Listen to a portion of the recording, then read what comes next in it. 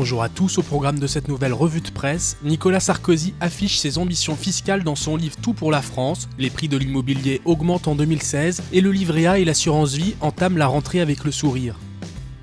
Dans son livre Tout pour la France, sorti la semaine dernière, Nicolas Sarkozy officialise sa candidature à l'élection présidentielle et détaille son programme fiscal. L'ancien chef de l'État prévoit sans surprise de supprimer l'ISF, peut-on lire sur lefigaro.fr. Nicolas Sarkozy souhaite en outre appliquer dès juillet 2017 une baisse de 10% de l'impôt sur le revenu. Concernant les droits de succession, le président du parti Les Républicains envisage d'abolir la taxation en ligne directe jusqu'à 400 000 € par part. Des mesures qui ont un coût, 5,2 milliards d'euros pour l'abolition de l'ISF, 7 pour la baisse de l'impôt sur le revenu et 1,5 pour l'abattement sur les successions, soit un total de 13,7 milliards d'euros pour l'État selon les calculs de franceinfo.fr. Alors, comment financer ces mesures ? Pas de précision pour l'instant de la part de Nicolas Sarkozy, sinon en évoquant des réductions de dépenses publiques, une affaire à suivre.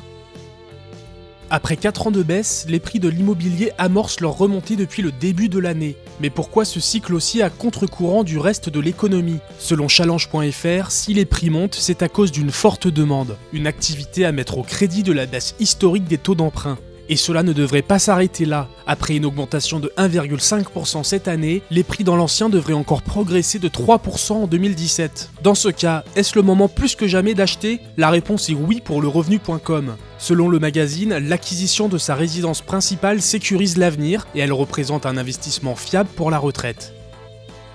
Le livret A confirme son retour en grâce. Au mois de juillet, le placement a dégagé une collecte nette de 630 millions d'euros, soit son 5e mois d'affilée dans le vert, apprend-on sur leséchos.fr. L'hémorragie de 2015 et sa décollecte de plus de 9 milliards d'euros semblent s'être calmées. Et les Français ont adapté leur comportement d'épargne face aux taux ultra bas, reconnaissant au livret A son caractère défiscalisé. Mais la star de l'été demeure incontestablement l'assurance vie. Ce placement enregistre une collecte positive de 3,4 milliards d'euros en juillet, soit sa collecte la plus forte sur un an, indique la tribune.fr. Fin juillet, l'encours des contrats d'assurance vie s'affichait à 1,615 milliards d'euros.